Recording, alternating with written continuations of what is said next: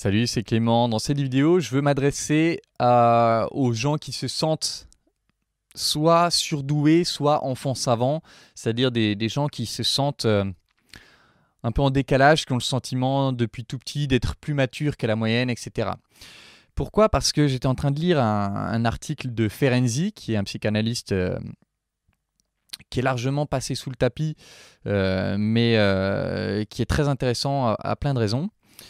Et il parle de ce qu'il appelle l'enfant savant et de comment la souffrance parentale peut jouer sur l'enfant savant. Alors donc mon but dans cette vidéo, c'est de vous présenter une raison possible de la surdouance ou du côté enfant savant chez un enfant qui n'est pas techniquement surdoué, mais qui a ce côté maturité en plus, de comprendre une source possible de ça pour que, si c'est votre cas, vous puissiez avancer et peut-être avoir une idée du chemin à parcourir pour vous sentir mieux. Et donc l'idée que Ferenczi avance, c'est que quand un des parents de l'enfant est lui-même souffrant, c'est-à-dire que soit il est dépressif, soit il est ce qu'on appelle mélancolique, en tout cas un parent qui a, d'un point de vue émotionnel, qui est suffisamment affecté pour que l'enfant le sente, ben l'enfant, il sent que le parent n'est pas totalement là avec lui. Et donc, il va vouloir que le parent soit là, parce que ça le rassure, l'enfant, de sentir que le parent est là. Et donc, pour que le parent soit là, l'enfant, il comprend vite que le parent va mal, et donc il faut essayer qu'il aille bien.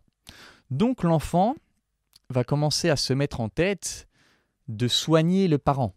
Alors, je vous parle de ça, c'est pas, il ne se dit pas consciemment « je vais soigner mon parent quand il a 2 ans ». Non, c'est juste que, inconsciemment, il essaie de soigner.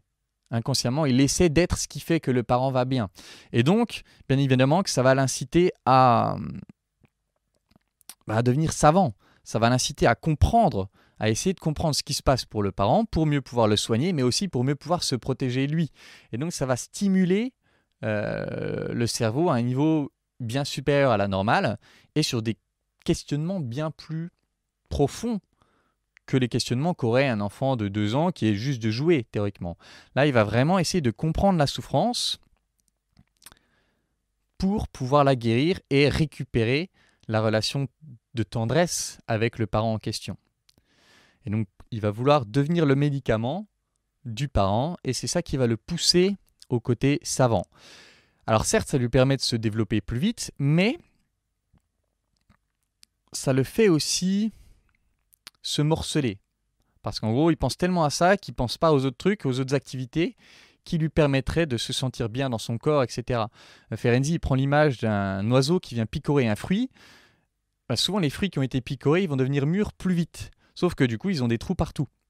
Et l'idée de l'enfant savant ou surdoué, ça va être ça. C'est-à-dire qu'il va vouloir se développer à fond, mais en même temps, comme il se connecte à la souffrance de l'autre, il prend des coups partout, il prend des mini-traumatismes partout, de telle sorte qu'il termine en morceaux. Il termine ce que Ferenczi appelle fragmenté. Et comme il est fragmenté, eh bien, sa conscience de qui il est, elle est floue. C'est comme si qui je suis, c'est en 1000 morceaux, et donc pour voir le puzzle, pour voir l'ensemble du puzzle, quand il est en 1000 morceaux, c'est vachement compliqué. Et donc tout le travail de cet enfant savant, s'il veut pouvoir se sentir mieux, ça va être d'apprendre à recoller toutes les pièces du puzzle, d'apprendre à bien redéfinir la limite entre lui et l'extérieur, à bien définir en gros qui il est. Et donc ça va prendre un gros travail d'introspection, et travail qu'on peut notamment très fortement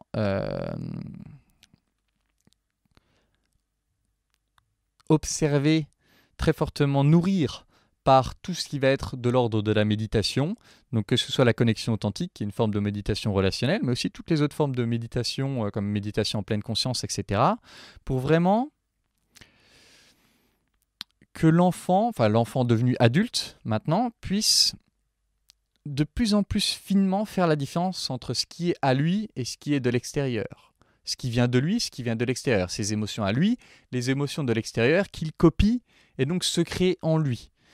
Et plus il augmente sa confiance dans le fait d'être capable de faire la différence entre l'intérieur et l'extérieur, plus il sera apaisé parce que moins menacé constamment par tout ce qui vient de l'extérieur. Donc voilà, j'espère que ça pourra aider ceux qui sont dans ce cas-là pour ces raisons-là. J'espère que ça pourra vous aider à savoir comment diriger votre énergie pour aller mieux.